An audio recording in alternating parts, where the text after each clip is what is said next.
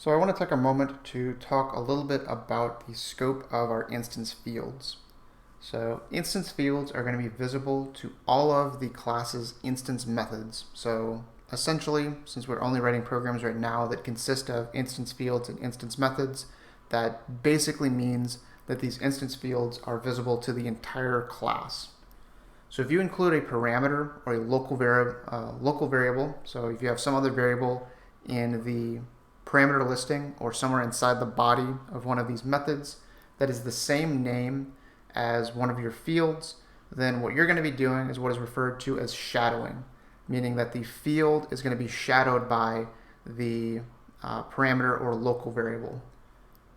So that means that the parameter or local variable is going to be used instead of the field. So the key thing to take away from this is to make sure that the fields and parameters have distinct names. So we can see right here in this example, we've got our double length and our double width. These are going to be initialized to 0, and we're going to be using those as the two fields of this class. In the setLength method, I have changed the name of the parameter, so it says double length. So now the name of that parameter matches the name of the field. So because of this, this instance field length is going to be shadowed by the parameter variable length.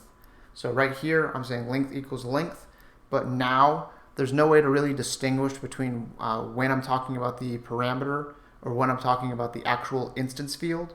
So in this case, Java is just going to assume that I'm always talking about the parameter. So let's also take a look at this in code so we can see exactly what's happening. So we're going to be using the rectangle class as the example. So I have that code opened up right now.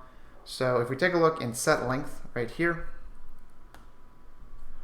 so right now we have this set up in a way that is actually correct. We are making sure that len, this is different from length. So the parameter and the instance field have different names.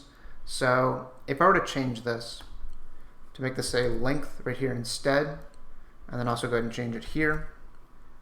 So we can do this, but at this point now I am shadowing the field of my class.